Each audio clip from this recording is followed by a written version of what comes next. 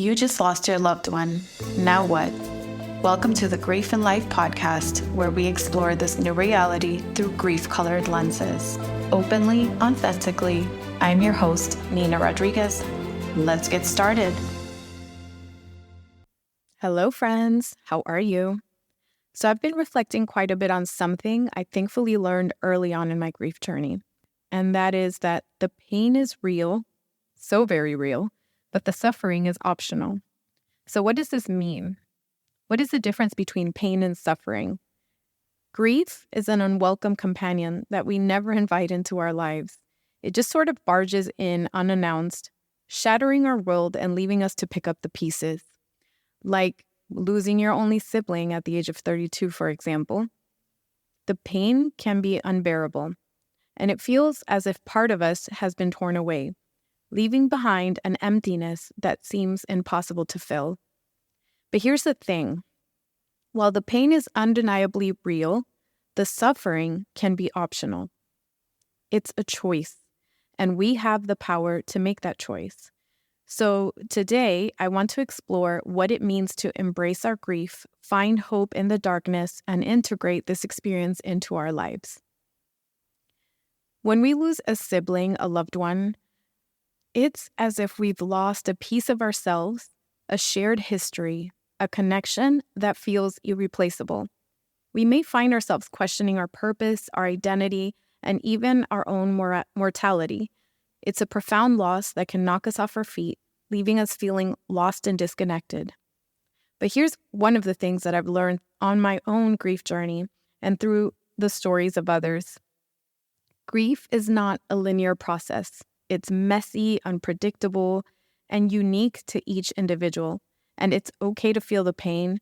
It's okay to grieve in your own timeline and in your own way. It's when we resist the pain, when we push it away and try to avoid it, that suffering takes a hold. Suffering comes from denying our emotions, burying them deep within ourselves, and pretending that everything is fine when it's really not. It's in those moments of resistance that the pain festers and grows. But there's an alternative, a path of acceptance, compassion, and self-care. And it's a path that invites us to lean into our grief, to honor our loved one's memory, and to find meaning in their absence if and when we feel ready to do so. It's a path that allows us to experience the pain while still holding the space for hope and light. So how do we choose this path? How do we navigate the pain while letting go of the suffering? One possible answer is that it starts with acknowledging our grief and giving ourselves permission to feel it fully. It's okay to cry, scream, sit in silence, and allow our emotions to flow without judgment. It's about accepting what is exactly as it shows up, no resisting, just allowing. Think of it as a bottomless vessel where feelings flow freely through you. They arrive, they go through, and then they leave just the way that they came in. Any resistance to this flow, to this process, will inevitably cause suffering. So what does this look like in real life? When my brother died, I remember how unbearable everything felt. My mind desperately searched for a reference to which it could hold on to, but couldn't find anything. So the closest thing was a disappointment in the past, which took me about 1 or 2 weeks to overcome. So that 1 to 2 week period became my personal point of reference. And I thought, well, this grief thing is a lot more severe and painful. So let's just say we double that timeline. And so that day, my mind established that it would take me about 4 weeks to start, quote unquote, feeling better. However, when that 4th week arrived and I did not feel better, I began to panic. It dawned on me that this thing, this loss, this grief was a completely different beast. I felt a deep fear in my core, in my bones, in my cells, and it terrified me. I had exactly 0 reference for how long it would take to, quote, get over this pain.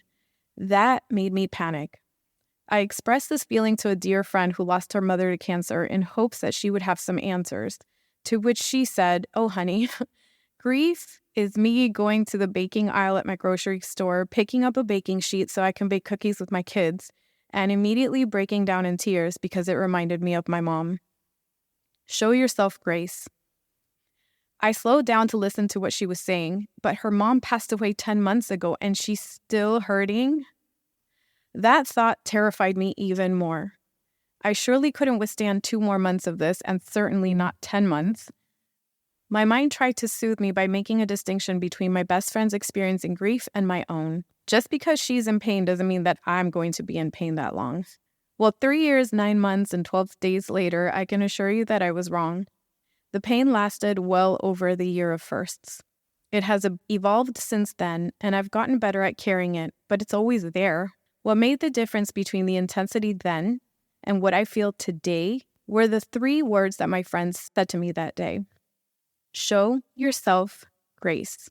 Grace has become the most powerful tool in my grief journey. The word took on a new meaning, a new identity, a new form after my brother died. And it quite literally became my emotional oasis, the invisible hand that holds my heart on the heaviest days, and the constant friend who loves and reassures me that I can, in fact, take one more step today. Tomorrow's another day. Grace, I found, is a sort of antidote to suffering. The suffering is when I put arbitrary timelines to something much bigger than myself and to a journey I was just embarking on. The suffering was thinking there was a right versus wrong way to grieve. The suffering is allowing other people's timeline to affect your process. The suffering is internalizing that there must be something wrong with you because of how you feel. The suffering is forcing yourself to feel better now. The suffering was the panic I felt when I didn't feel better because I assumed I had to feel better soon instead of allowing the process to be and then integrating the new reality. The suffering was comparing my life to others and asking why.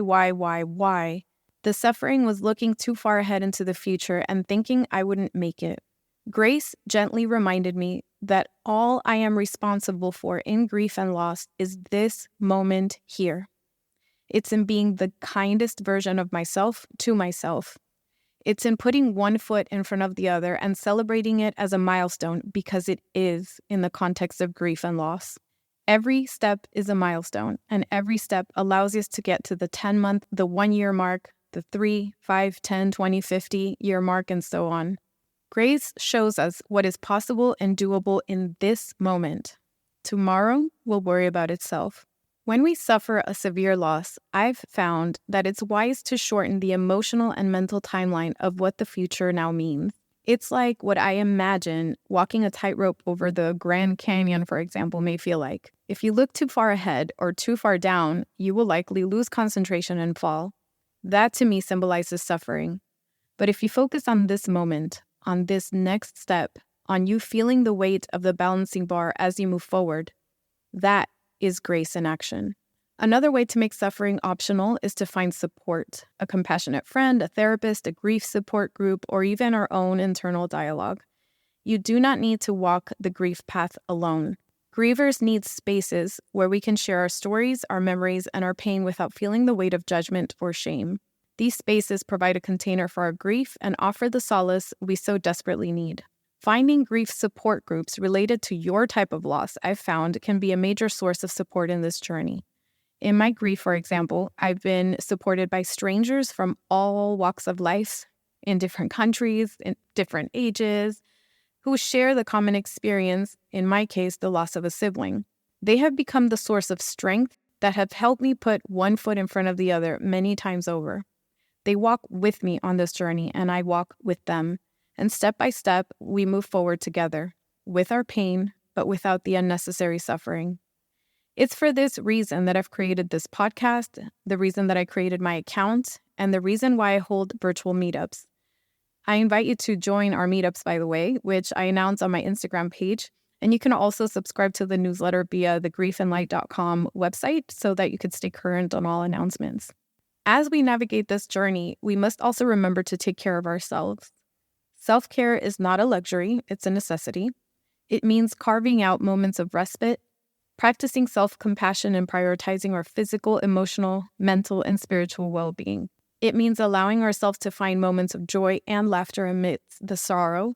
And self-care may look different to everyone, but during early grief, it simply looks like remembering to drink water, remembering to shower, eat, try to sleep, etc.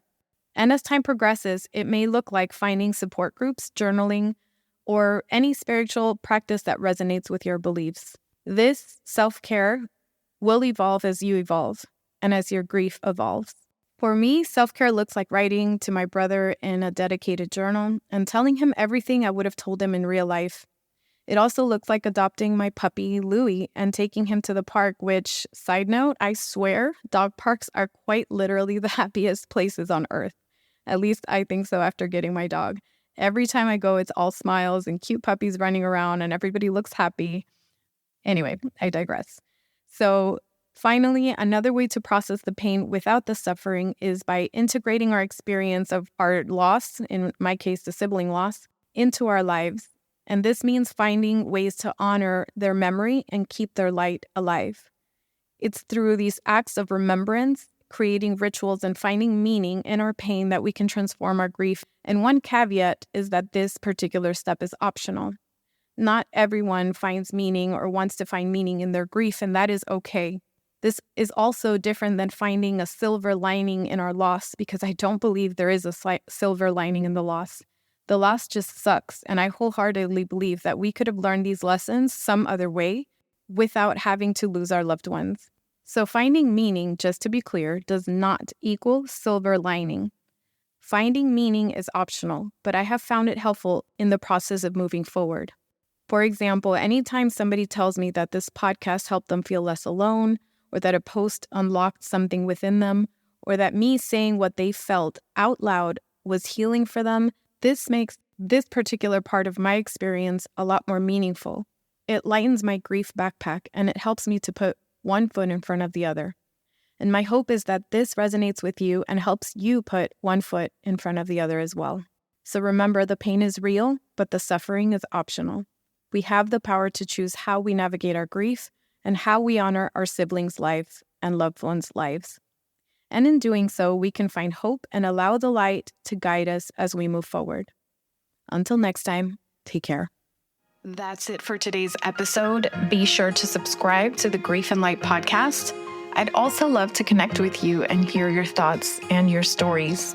Feel free to share them with me via my Instagram page at Grief and Light, or you can also visit griefandlight.com for more information and updates. Thank you so much for being here, for being you, and always remember, you are not alone.